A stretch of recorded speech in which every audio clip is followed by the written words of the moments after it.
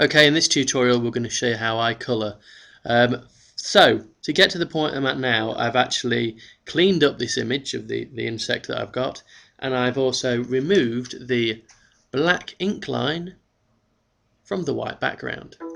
That's going to make it so much easier because it means that I can actually colour on layers underneath this ink layer, which means that I end up with nice solid black lines that look really nice and clean and sharp.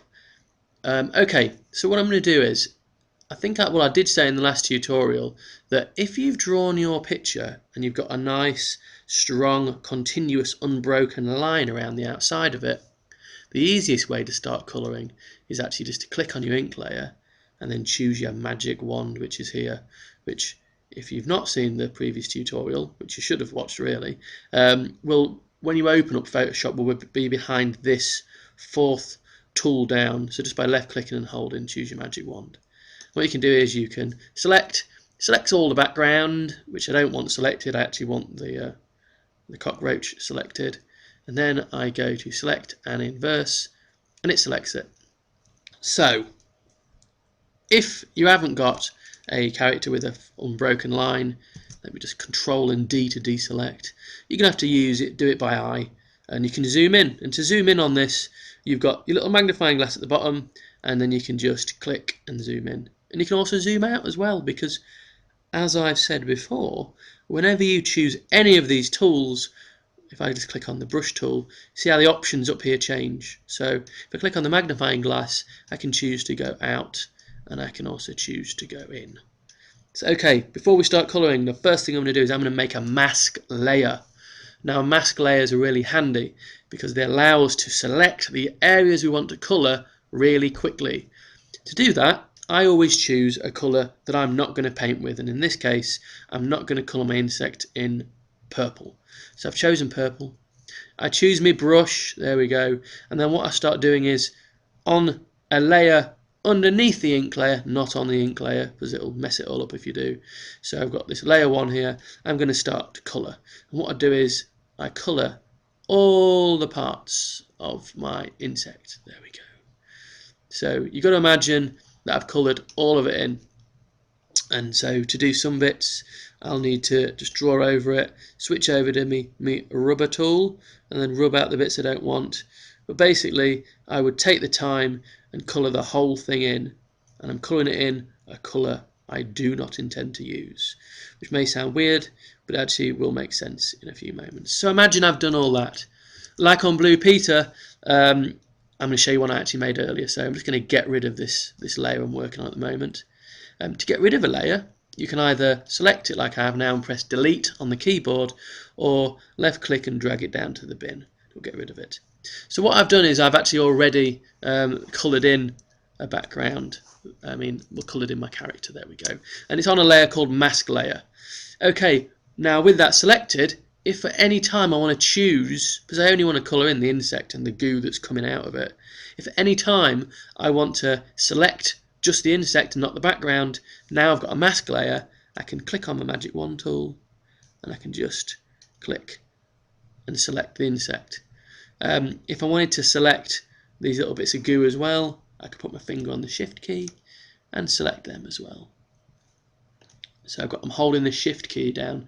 The shift key, if you're not sure which one that is at the bottom left of your keyboard. You'll see the control key. The shift key is just above that, and it's a little arrow. So I can select the bits I want to colour, and then what I do is I can hide that mask layer and make another layer. And I did show this in a previous tutorial, but it's worth going over it again, isn't it? And the way to make a new layer is go Layer, New Layer, or just go down the bottom here and click Layer, and there's my layer.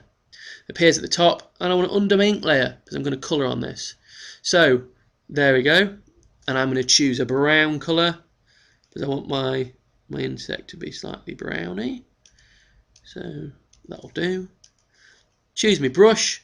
I can make the brush bigger up here, and I can just colour the whole of my insect in. I've also coloured some of those goo bits in as well, which I don't really want to do. I'm going to colour them in, but maybe a yellow or a green, so it looks like the guts of the insect, or something that it's just puked up. So colour that in. you can probably imagine now that it wouldn't be too hard to add in lots of other colours. If you are going to add in other colours, I would always say make a new layer. Have every colour on a different layer. The reason being that if I was to start colouring in, say, a darker brown on this layer, and then in a bit I think, oh, that dark brown looks rubbish, it's going to be quite hard to get rid of it. Whereas if I make a new layer, choose a slightly darker brown, and if, say, I messed up, so I'm just going to choose my darker brown. There we go. If I mess up and go wrong, there we go, I can just get rid of that layer. Just notice I've not mentioned this, but if you want to hide a layer at any time, next to the layer here, where I'm kind of circling over, there's a little eye. Click on the eye, hides it. So I'm going to add in some little dark brown bits.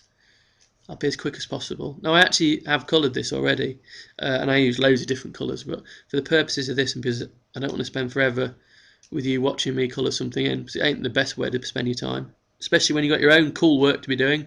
So I'm going to do the eyes a little bit of a darker brown. And then I'm going to make one more layer, and I'm going to colour in the goo bits around it. So let me just choose an horrible yellowy gutsy colour. Okay, to do the guts of this, I'm going to press Ctrl and D to deselect. Click back on my my mask layer, make it visible, choose my magic wand, and then I can quite quickly click on all of these and choose the bits I want. So easy, innit? Yes, it is. There we go. Quickly click all them. I won't do them all. I ain't got all day. Okay. You've got to imagine I've done them all. I'm going quickly. Click back on my layer 3. And one thing I have not done is I want to actually name these layers, because when I did the proper version of this, it's for a comic book that I'm working on, I used about maybe 10, 12 layers. So it's important to rename them, because otherwise you'll forget what's on what layer. Okay, so on my yellowy one, click on that, hide that mask layer, and I can quickly colour them in. And I think you get the basic idea, don't you? There we go. Colour them in. Okay, so let's imagine that I've coloured the whole thing in. It looks brilliant. How could it not, eh? Am I finished colouring? Well, no, I'm not. The reason I'm not finished colouring is because I'm going to show you how to add shadow and a little bit of light. And the reason why I want to do that is because it will make an okay picture look good. It'll make a picture like this look loads better. So let me just finish that off. Must try not to get caught up in colouring this picture in. Okay, so I've done that. Press Ctrl and D. That deselects. And then what I'm going to do is I'm going to click back on my mask layer, turn it back on, make sure I'm on the layer, and I'm going to just quickly select my bug on there. So click on that. Although I can't see the mask layer, I am on it, so I've only selected the bug. And then I'm going to go right to the top, make myself a new layer, see it appears there, and I'm going to call this shadow. Brilliant. Then go over here, click on my colour picker, and choose a solid black. Right, let's zoom in.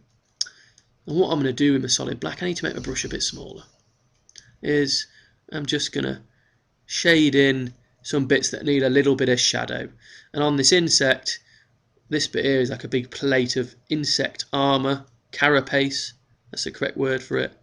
And anywhere where I want a shadow to be, I'm going to shade in like that. Now you probably think to yourself at the moment, you've ruined it, you've done this lovely picture, and now you're drawing big flaming dark bits over it. I haven't really though, because what I'm going to do is, with shadow selected, in fact you can do this with any layer, with the layer selected up here, we've got this thing that says opacity. Opacity is how much light it lets through, or in this case, if I just click on this and move it down, you'll see that those black sections turn into a nice kind of grey shadow effect. So I can add that, and I can darken up some bits of this. So I'll do a bit of that. Little tip that I always do is I like to have one side with a bit of shadow on. Wait a minute, ignore that. That just popped up. Let me zoom out. There we go. So I'd probably put a bit of shadow down this side. You don't have to. On the actual proper finished one, I spent a bit longer. But I'll put a bit of shadow down that side as well. Yes, I like that. Okay, so you got to imagine that I spent a bit of time shading it all in. It's looking nice. You can make that a bit lighter if you want. And the only other thing I want to do is I want to add a little bit of lighter. Which you can probably guess how I do that now. I make myself a new layer. I'm going to call that light. Go over to my colours. Click on that. Pick myself a white colour. Zoom in. And then start adding some highlights where I want it. I tend to use quite a small little brush size for adding my highlights. And as a general rule, if I've added a dark bit on somewhere, I had a light bit on the opposite side. So it's dark there, light on that side. Let's just drop that opacity down. It's too white like that. And I think you're getting the basic idea there. I can lighten some bits of this up. I want that a little bit lighter. What I also do when I'm doing the white bit, which I don't do so much with the black bit, is I'll actually get my rubber and I'll actually start rubbing some bits of it out. And what I'll also do, if I want it to be even more subtle, is I'll get my rubber and I'll go up to my brush size here and drop my hardness of the brush down. And then what that does is it gives the brush a slightly kind of feathered edge. So if I'm not rubbing out on top of the white area, I'm just rubbing out near to it. And it will slowly start to fade it out. And it's quite a nice way of getting a subtle kind of highlight without having too sharp an edge.